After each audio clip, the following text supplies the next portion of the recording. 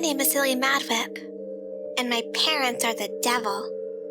Both of them. Like Satan split in two and became two people. And then they came to Earth and said, let's have a baby. And then they had me, and then they said, now let's torture it. I guess they had Roger first. They never tortured him, though. They bought him a drum set so he could torture the rest of us with it. Maybe he was also Satan. Maybe Satan split into three people. I didn't see Roger born, so this could very well be the case. Hey, Lily. Where's Pascal? That's not Satan. That's Jamal. He's riding the bus with me like he always does. He and two other boys ride to my school, and then hang out until the rest of us all go in, and then they walk down to their Catholic school. Jamal is my neighbor, and probably the closest thing I have to a friend. He'd also probably be dead now if it wasn't for me. Then again, things seem to die when I'm around, so maybe he wouldn't have almost died if it wasn't for me. I'm just gonna blame my plastic paratrooper for that one. Oh man, my plastic paratrooper's still up there in that tree. He must be cold. It's Pasker, not Pascal. And I don't know where he is. My devil dad took him, I tell Jamal. Uh-oh. Did you do something? That's a big question. Did I do something? I got my brother Roger killed 3 months ago. Then I let my therapist die to a food allergy. You, Jamal, you still have nightmares about all the dead animals we found in the forest thanks to me. I made Lisa Welch break her teeth on the playground. But you don't know Lisa Welch. You're so lucky you don't know Lisa Welch and her crew of jerk girls. Can I start going to Catholic school? I wonder. I believe in angels and God, and definitely the devil now, stupid devil parents. No. Then there was the entire pet store at the mall. That was like a plague of biblical proportions. Proportions mean size, like you get in food portions, and those are small, and then you get proportions, and those are big. In other words, it was a big, bad thing. Dead puppies and kitties everywhere. I think I did that somehow, because I got too close to the angel of death. Something about me and her, the lady in black, if we get too close, things die. People die. I wonder if she was in the woods behind my house today all those animals died. She scares me. Jamal's friend, Greg, leans over the bus seat and grins at me. Greg has bright orange hair. I don't think it's natural. Like, who has hair that orange? Jamal says it's ginger, but I've seen gingerbread men and they're brown like my hair. Other people say Greg's hair is red. I don't know why you don't call orange hair orange. Maybe your angel doll flew back to heaven, Greg says. You'll never know, I mutter. If either of us isn't getting to heaven, it's the girl who kills everybody. Greg takes heaven and hell very seriously. Jamal shoves Greg away. So you can't see the future without Pascal, right? Pasker, and yes I can. Greg pops up again. Then what's gonna happen to me, Lily?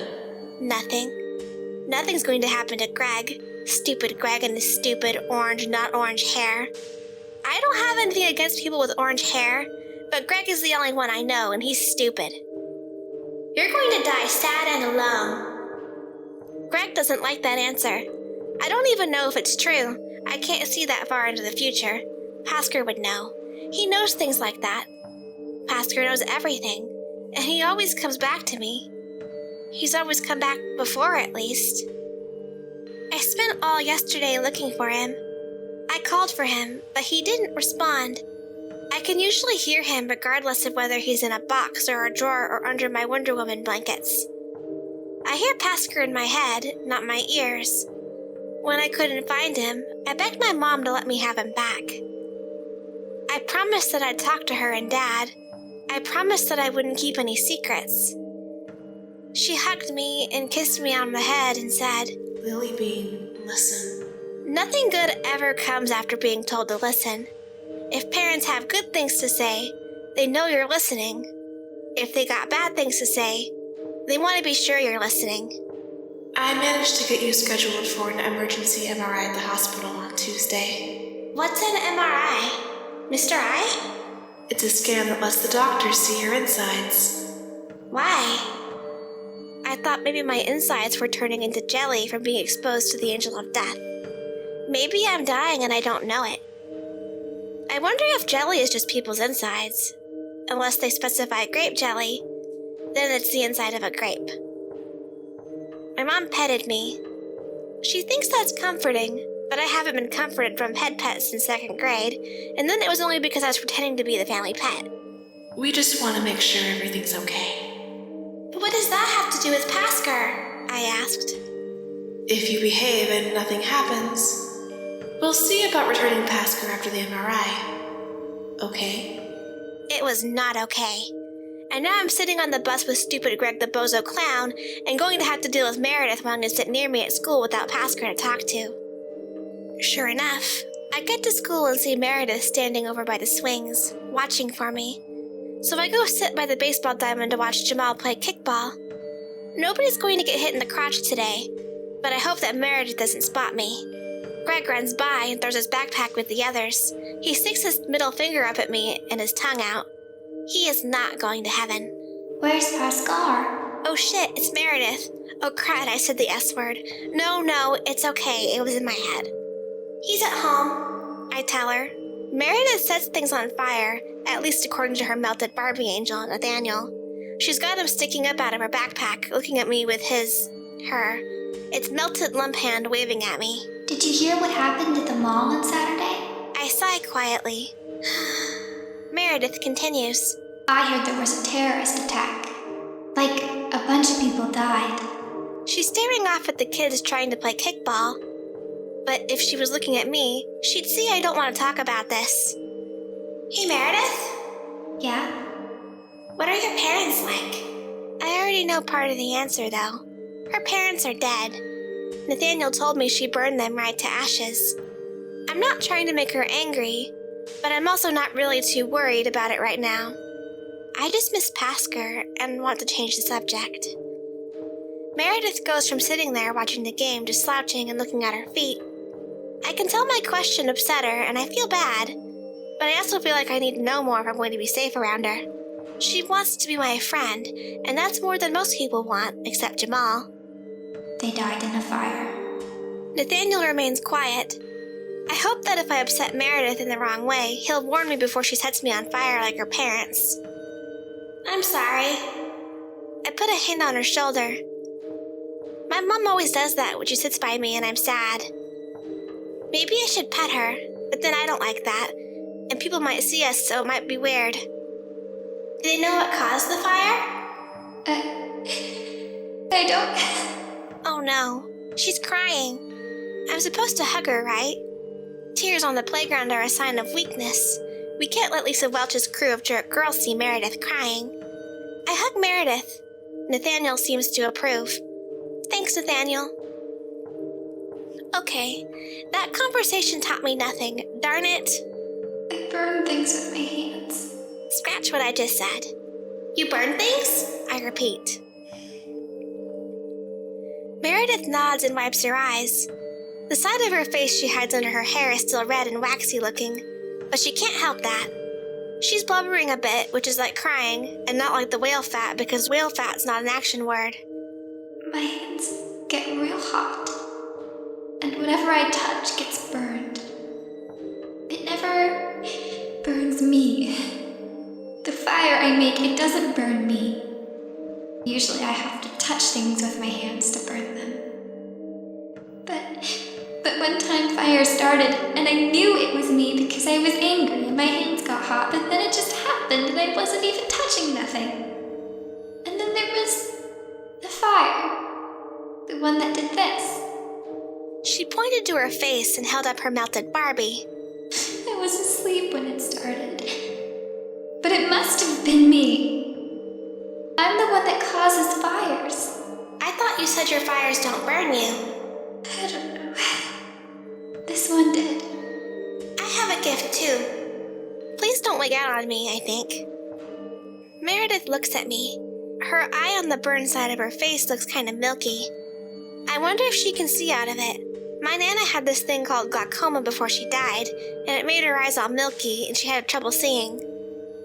She used to bump into things a lot, but that wasn't what killed her. She just got old, and her insides stopped working right.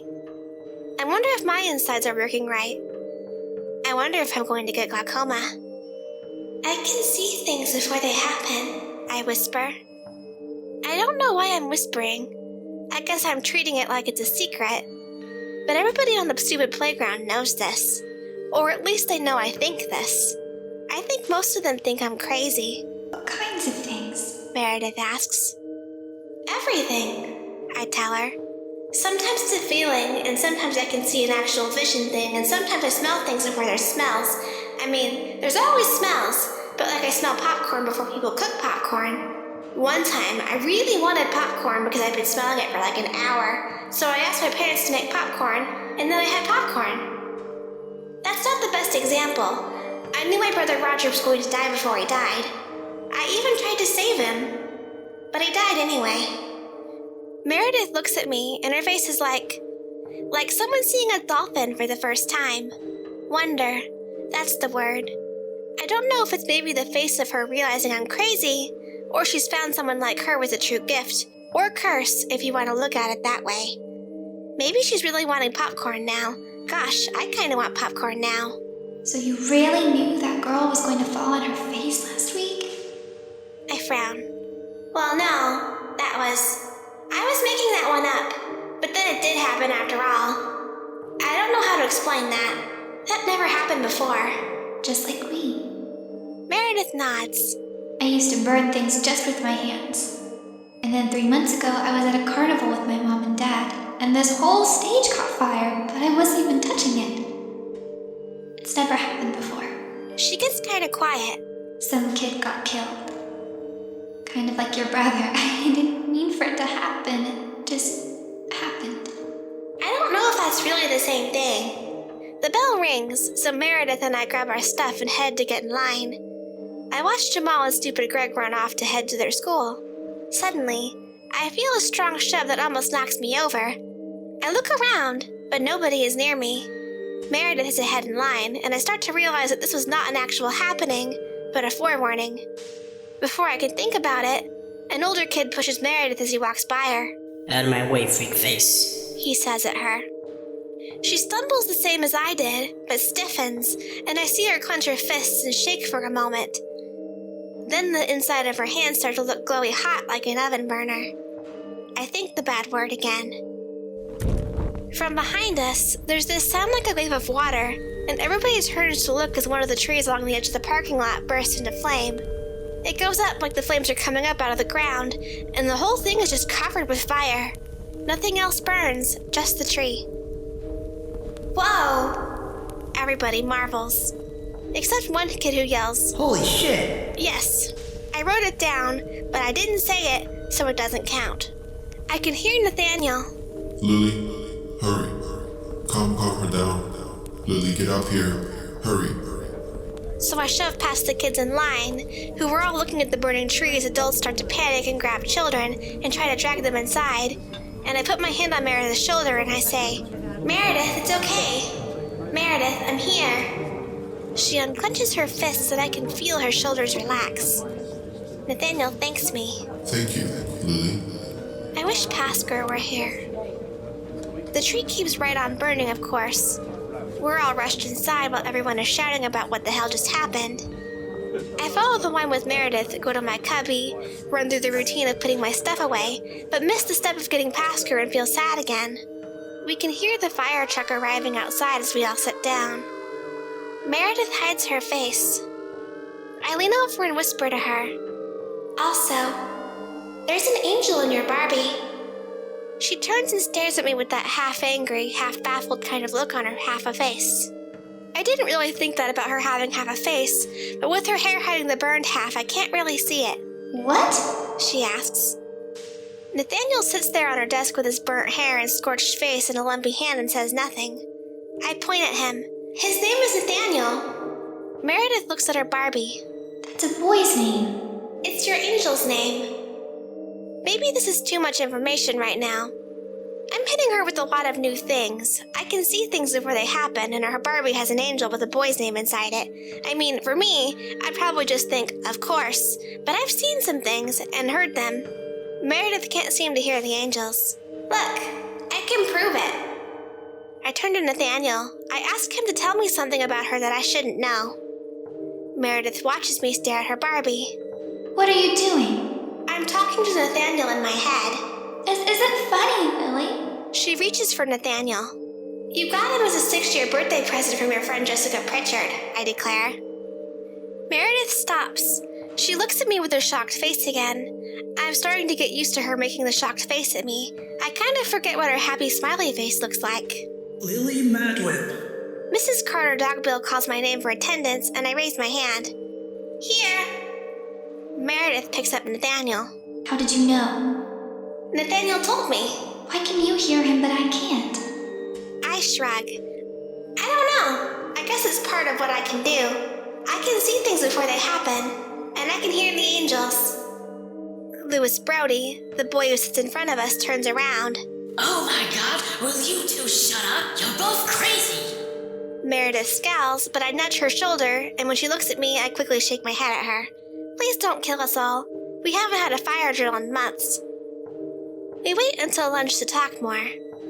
Meredith and I sit alone at our table because nobody wants to sit with the new girl with the burned face, or Mad Lily, the witch who cursed Lisa Welch and caused her to break her front teeth and ruin her perfect smile that her daddy spent so much time and money on. Stupid Lisa Welch. I haven't seen her since last week, and I'm glad. Her crew of jerk girls are lost without her, and they keep to themselves.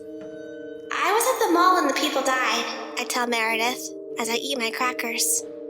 They're shaped like little fish, but they're not the fancy brand kind because my dad never buys anything name brand. They taste like someone salted a dried onion.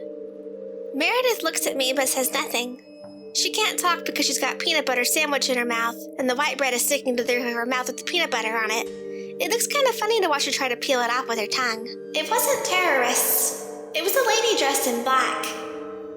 There was black smoke around her feet, and everything got real quiet, like your head was underwater. I couldn't hear anything, except the angel. She had an angel with her like we do. Usually. Oh, Pasker. Yeah? Meredith says. That means Yeah? in peanut butter mouth. I didn't see it on her, but it spoke to me.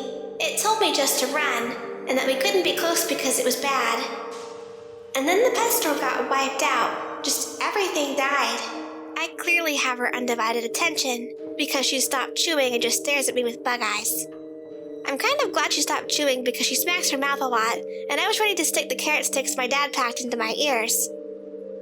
They don't fit though, because he cuts them into triangles, and I actually tried that once, and the pointy edge of the carrot hurts, but that's a long story. That was Duma. Nathaniel says.